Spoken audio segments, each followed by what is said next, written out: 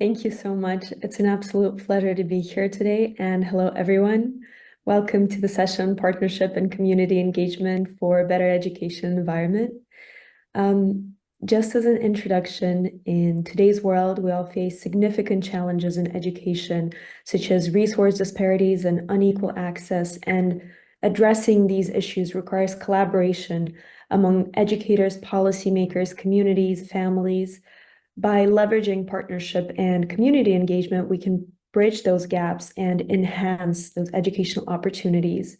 And today's session will explore effective strategies, initiative, and real-life cases to integrate community resources into education. So thank you so much to QRTA for bringing us together to discuss these important topics and work towards solutions. Today we have here with us Dr. Nantaporn Prey Seribucha, the CEO of Starfish Education, Patrick Fitzgerald, Executive Director of AUB Online, and Dr. Brian Kissel, Professor of Practice of Literacy at Vanderbilt University. It's a pleasure to have all of you today with us. The first question would be directed towards Dr. Prey. As Starfish programs have impacted over 7.3 million beneficiaries, and they've been implemented in over 400 schools all across Thailand. Do you believe it was important to build partnership and increase community engagement in your project to achieve this? And has community engagement affected the impact at all? Hi, thank you very much, Alina, and hello to everyone in this webinar. So thank you for the introduction. Absolutely, I think partnership is the key of what we do. And Starfish has been doing our work for more than 19 years. So next year we are celebrating our 20th. So it has been a long time. And throughout this time, we've seen different kind of partnership, different kind of how partnership can actually strengthen our work through different programs that we are doing. So we are actually doing to be able to reach that beneficiaries. I think it comes from different strategy. Obviously, working with our local community. So through all the programs that we have, from the private school, charitable school that we have, to the platform, the online learning platform that can actually scale a lot. We can reach to many schools, can reach to many educators countrywide. Our strategy actually looking at different angle when we work with different community. So we work directly with our teachers, educators, school leaders. At the same time, we also work with our other partners, such as other organizations, NGOs, INGOs, government, local government, national government. So there are different kind of partnership that we have. I think it's very important that you have to have the strategy in place, because partnership meaning you need to work with someone and to be able to share different kind of resources that you have. Sometimes it's about funding, sometimes it is not about funding. I think it's a lot to do with collaboration, relationship that you have built with different organizations. But a lot of the time it's that vision alignment of what you would like to do. I would say for a particular project, it's not something that you say when you force this partnership, it's only for this project. I think to make friends, to be in the community, sometimes it's not that we have to work together in this particular project, but who's doing what. And when the time is right, when then the place is right, you can actually work together in something. And just to keep that door open, Starfish is very humble in that sense. I think we are the experts in some area, especially in our innovations, the things that we have tested and tried, but we are not an expert in many things, and we acknowledge that. And I think this is where je pense que c'est ça où nous voulons So when you go into a partnership, you فإذا need to الشراكات Entre dans des partenariats. Okay, so when you go into the partnership, you really need to know what you are actually bringing to the table, what you can actually contribute, and at the same time, what you ask your partners or ask your friends to help you with. And to be in that partnership, or maybe just just to be open to sharing and learning. I think that's like the start of the partnership, whether with the local organizations or bigger ones like government. Yeah, thank you so much for that answer. Now going to Patrick. Dr. Prey mentioned partnership strategy and the relationship built across different areas. You yourself had an incredibly diverse career spanning continents and many organizations, occupations, and you have an incredibly unique expertise in building those partnerships and advancing them in education. So I was wondering, why do people and organizations have the need for those partnerships? And what is your approach to building them? Well, first off, thank you very much, Alina. Thank you to the Queen Rania Teachers Academy for organizing this conference and inviting me to be a member of the panel. And thank you to everybody who's participating in this session now. Your question's quite interesting, and I appreciated the comments of Dr. Prey. For me, one of the most important elements of deciding partnerships is the ability of the partnership to extend and complement the organization's core competencies. Not every organization is. I'm sorry, I'm hearing a little bit of background noise. So,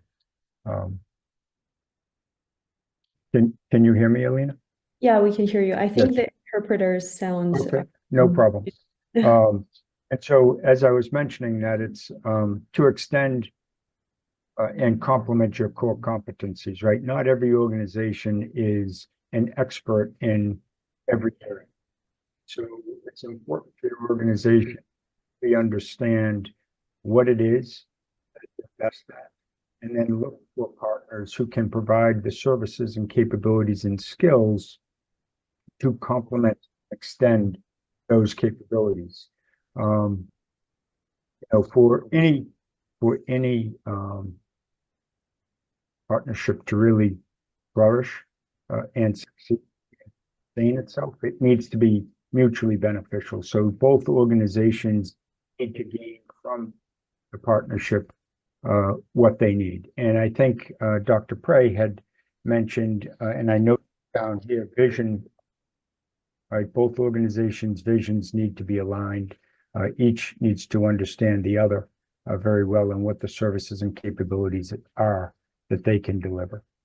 So for me, it's aligning culture, values, and mutual interests. Thank you so much, Patrick. I know there was a little of an interruption with the interpreter, but I think it was an incredible answer. Now, off to Dr. Kissel. You are an incredible expert in early childhood education and in literacy, and you have participated in incredibly successful collaborative community building projects with Queen Rania Teachers Academy as well that helped advance education. I was wondering if you could share one of those stories and the impact that collaboration had. Yes, well, thank you. And hello, everyone. Greetings from Nashville, Tennessee in the United States. This morning my time, and I know it's evening or getting to be evening in your time. So I'm so grateful to be here to talk with each of you. So this past year, Vanderbilt University's Peabody College has secured 3 different grants to expand education partnerships in South Asia and the Middle East. One grant focuses on a partnership with universities in Pakistan and focuses on STEM education. Another grant expands our rich partnership with the American University of Iraq in Baghdad, where we're helping to establish and develop a college of education. And the third partnership, which is the partnership I would like to focus on for this talk, is our rich partnership between Vanderbilt and several universities in Jordan. This partnership is part of the early grade education activity, ACES. It's led by IREX, and it's made possible by a grant from USAID. And with this partnership, we have three key activities that we have been in the midst of doing. The first one is professional development and course design. So faculty from three Jordan universities, that's Hashemite University, Yarmouk University, and the University of Jordan. They participate in a 2-week residency at our university. In fact, they just left maybe 2 weeks ago. And during this time, we engaged in professional development workshops. We observed in university classes.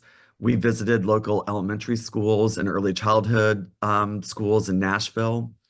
And this residency allowed participants to see firsthand how our early childhood and elementary teacher education programs meet the accreditation standards of CAPE. The second thing, our second key activity was curriculum development. So the Jordanian faculty and Vanderbilt faculty engaged in collaborative consultations where together we reviewed and re-envisioned early childhood and early grades programs. And we had a renewed focus on integrating climate smart education, technology, universal design for learning, and social emotional learning. So we exchanged ideas for classroom practice, and we examined some of our different assessment practices. And then the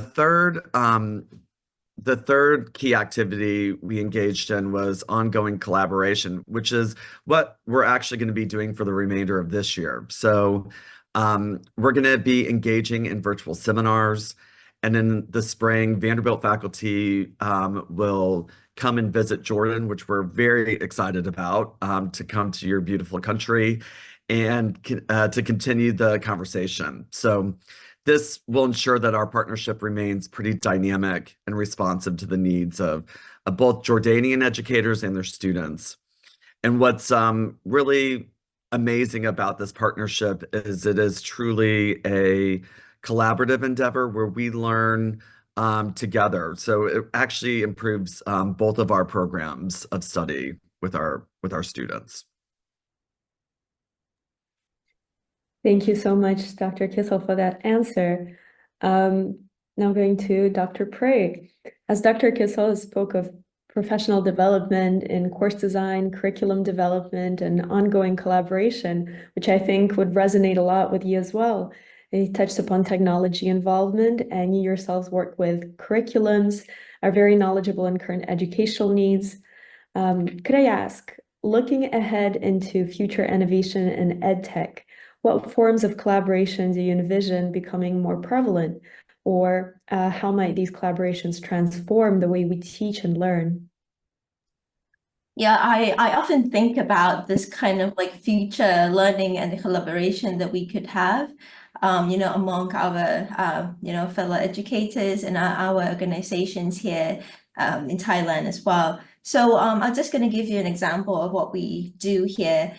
So one of the program that we have is the online learning platform, Starfish Labs.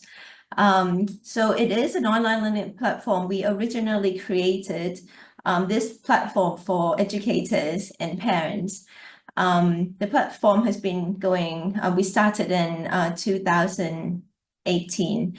And then, during that time, and then obviously, we hit COVID and everyone sort of like needed the platform and all of that. So like people came into the platform. But then we really thought about how we can actually make the platform more friendly and at the same time more accessible, not only to educators, but those who are actually looking to reskill themselves. Because now we talk a lot about, future skills, we talk a lot about reskilling, upskilling, and it's not only the educators that would need to have those kind of upskilling. So currently we have more than 300,000 members on the platform, and about 70% are still teachers. But we also have a big group of students with us. And this is something very interesting because we provide different kind of content on the platform. For example, future of work or future skills. And these are the skills or all the things that, not only educators will have to learn, but it's actually for lifelong learners. And for that, what they come to learn on the platform, it's much bigger than what Starfish can provide, because obviously we are not the experts of everything. So we open this up to our collaborators, and that's really opened the doors to so many different area of expertise from different organizations, from different like individuals. They can come in and create a different kind of learning, online learning courses, professional development opportunities like online workshop or hybrid programs, all the things that we have made available on the platform. And with that, we can actually reach so many learners with so many other content. And I think as an organization, when you open up your platform to other people to join as well, this partnership can actually help a lot of people to because we for example, we work a lot with other organizations who wish that they have the online learning platform that they can provide to other educators, but they may not have the means to or the resources to start the online learning platform from scratch. So when they come onto the platform, we provide that for them to to create their content, to create the course with us, so that they can actually provide what they know. They can help others to upskill through the platform. And that comes in so many form of collaborations. A lot of time it's that PD, it's that content development. But at the same time, I think one of the key thing now is building that community of practice, community of teachers, community of like-minded people, and to provide that kind of platform. I think it's very it's a foundation of any partnership for us as an organizer of the platform with other organizers as well. But at the same time, having that space where people can come in and they just feel free and safe enough to share and to foster this collaboration ongoing. I think this is one of the strategy that we have, just to be very open to people and try not to have forced collaboration. This is very key to us, because a lot of the time when we work with some other in some other projects, you're kind of forced to work together, and it's very transactional. When the project is done, everybody's just kind of like, okay, I'm going on my way. I don't want to work with you anymore. We have experienced that before, but for us now, we make it very clear that any collaboration, it has to come from the need of both parties, and it cannot be forced. And that is something I feel that it's a key of partnership. Thank you so much, Dr. Prey. That's very, very insightful, and seems like it's very natural, but we often forget about that. Now, Patrick, I actually wanted to follow up on something Dr. Prey said. She touched upon upskilling, reskilling, and the rapidly changing world. And you're incredibly knowledgeable in the needs of students, employers, and universities. Maybe could you share your insight into the changes of the current educational landscape and the need for partnership and community building?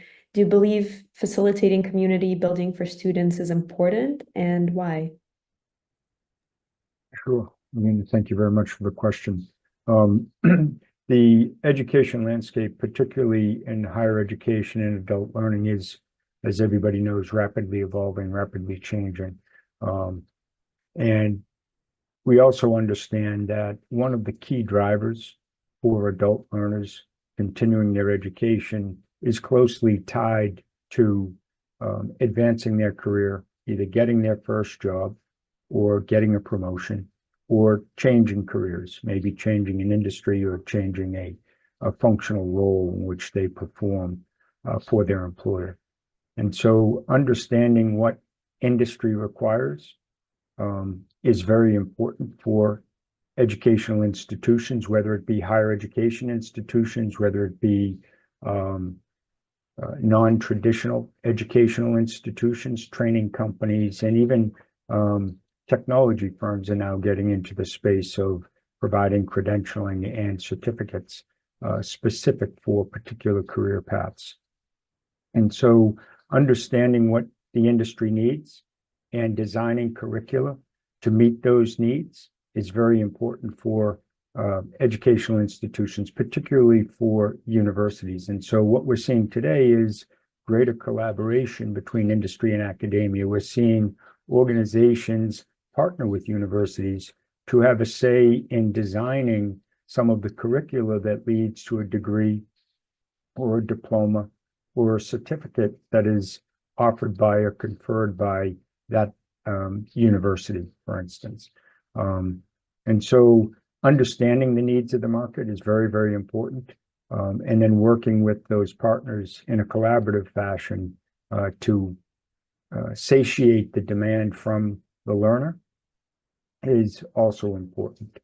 I'm not sure if I answered your question directly, maybe somewhat indirectly, but hopefully I addressed your question.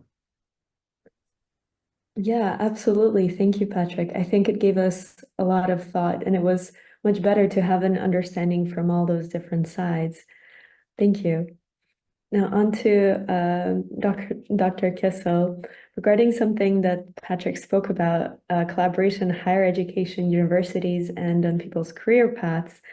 You have the understanding and the needs of the university being a professor, but you're also an expert in early education. And I think here it's a lot of people would love to hear maybe about early education. And do you believe that collaboration and community building would be important for early childhood development?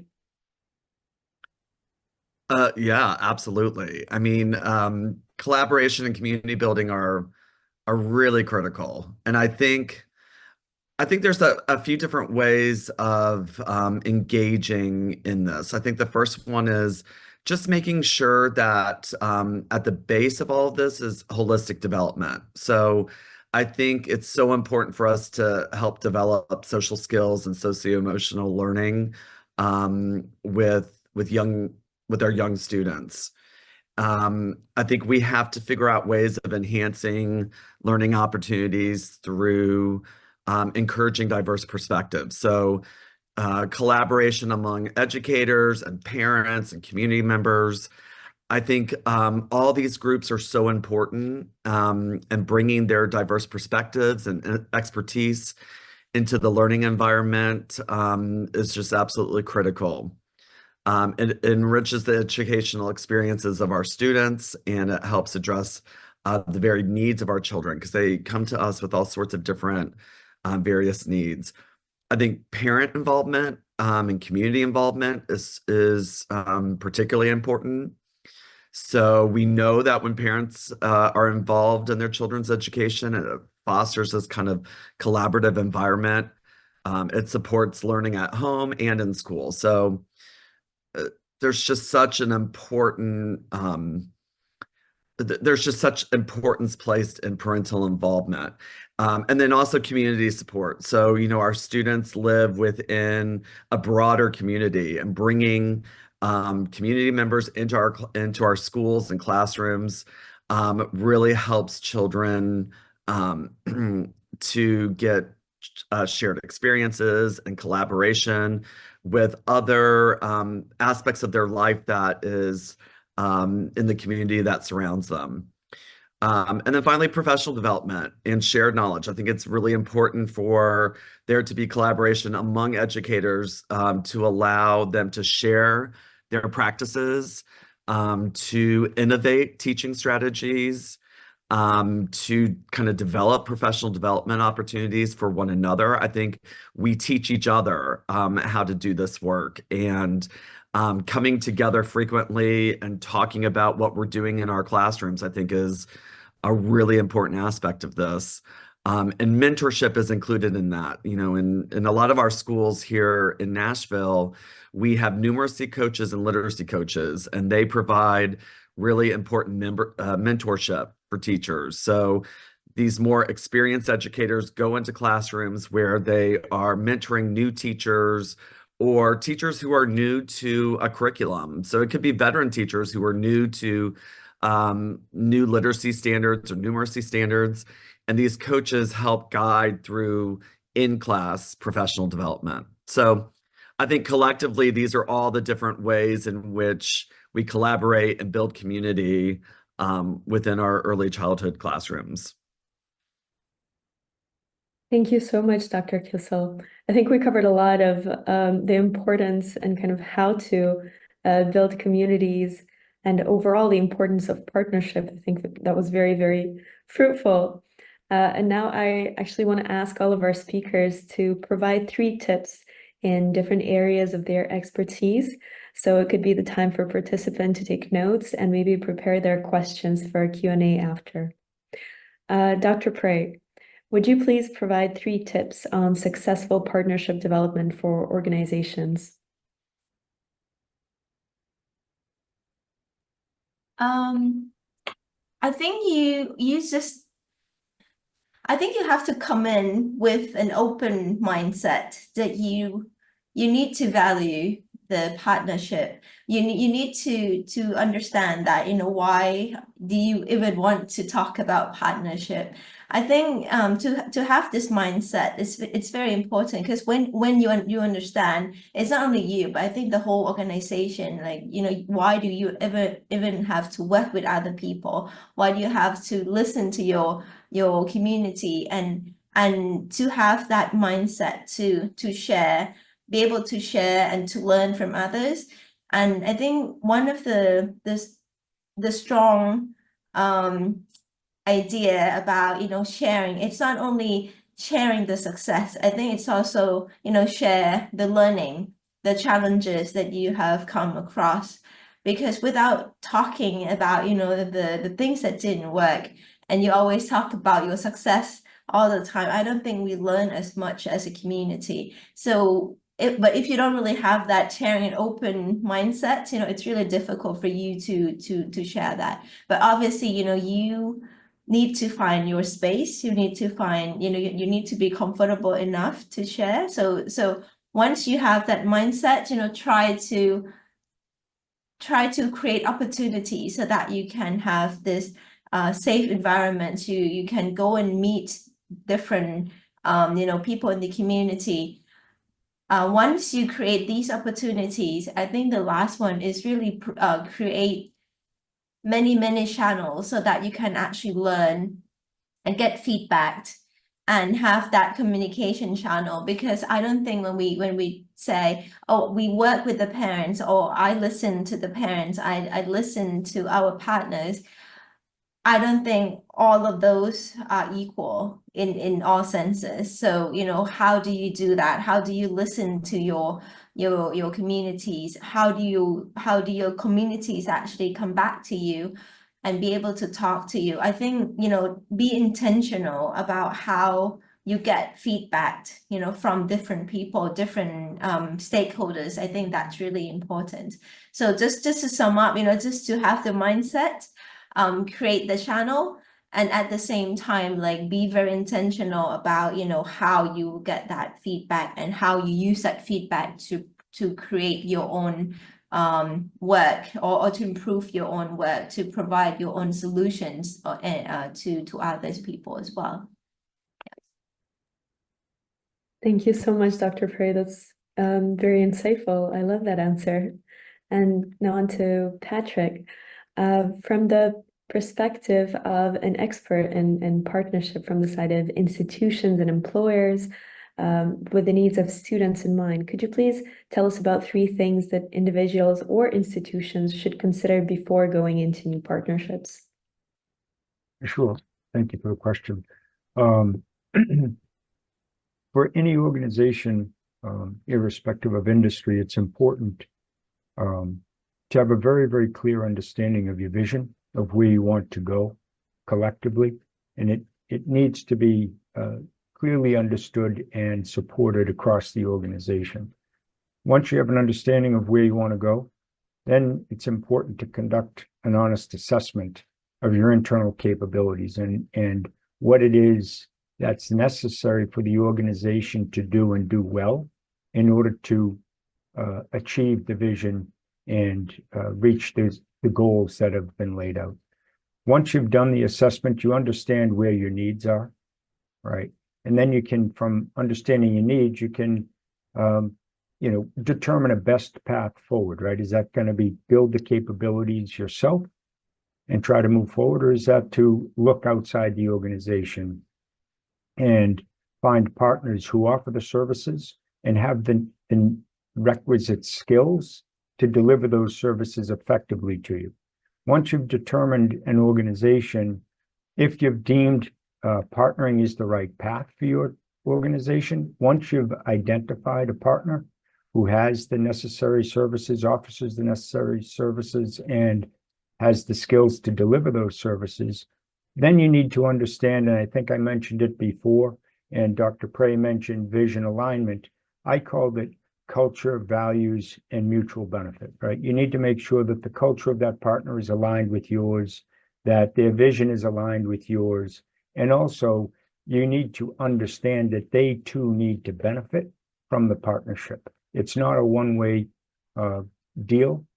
Any partnership you have in life, whether it be personal, professional, or business, needs to be mutually beneficial for it to succeed. And so delivering high quality, relevant education is the same, right, when you're partnering with any organization. So I would say culture, value, and mutual benefit are three things that you want to be cognizant of all the time.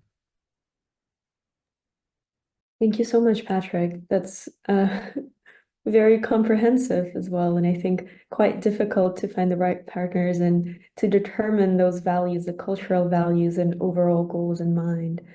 But after, we build a vision of where we want to go, an assessment to understand where our needs are, having a step-by-step plan with a partner, I have a question for Dr. Kissel. After taking all those steps, maybe you could provide 3 tips for parents and educators to encourage collaboration, to form a strong sense of community during those early years of childhood development. Yeah, I'm going to suggest 3 things, and then I'm going to go deeper into each of those. So the first thing is I think educators need to create inclusive and engaging classroom practices. The second thing is foster open communication with parents and caregivers. And the third thing is to encourage a supportive environment where students feel safe to learn. So let me go into each of those. The first one, creating inclusive and engagement classroom practices. I think in early childhood classrooms, students need to be working on collaborative classroom projects. So experiences in the classroom where students are working together, maybe doing something like group art projects or engaging in centers where kids are building something together, or creating some sort of garden that the students cultivate and harvest together throughout the year, something where it brings them together, working together on a shared mission. So these activities encourage different teamwork and help children learn to communicate and really cooperate with their peers. The second thing in creating inclusive engagement, engaging classroom practices is family and community involvement. So I'm going to give an example of that. Recently, last year, I actually hosted a weekly parent-child writers workshop where each week parents and their children came together and we worked on creating a family book of just different memories. And so we engaged the parents and the children in a writing process. So they brainstormed, they planned, they revised, they edited, and they published these books that they created together. And then we had a big publication celebration with all the families. We brought food in. The students had their books published, and everybody went around and looked at each other's books and read each other's books. And now the family has something that they can have as a keepsake, for the rest of their lives. So it was really a powerful way to bring together families and children and teachers and really university professors. The second thing I think you can do is foster open communication. So this is regular meetings with parents and caregivers, discussing children's progress. I think if you can cultivate and keep a portfolio of student work and show parents how children are progressing over time, I think that could be a really powerful way of showing parents what their children are doing in classrooms. I think community events are very important, something that brings the whole community together. And then communication tools, I think teachers need to develop. So newsletters, apps, some sort of social media groups maybe, to just keep parents involved on what is happening in classrooms and keeping that open line of communication. And then the third tip I have is to encourage a supportive environment. So we talk to our students quite a bit about being warm demanders. So that means we have high expectations for students, but we couch those high expectations with just a caring environment, a caring classroom culture that we develop, a culture that celebrates kindness and cooperation and mutual respect.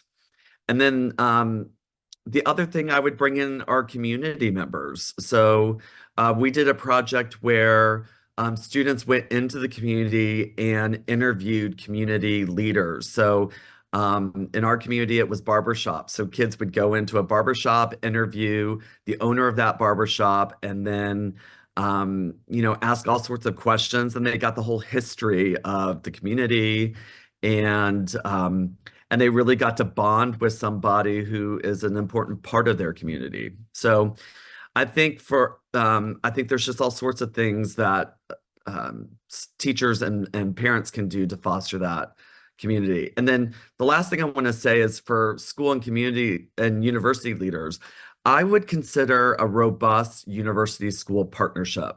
So we actually have a partnership in Nashville called Nashville Peer.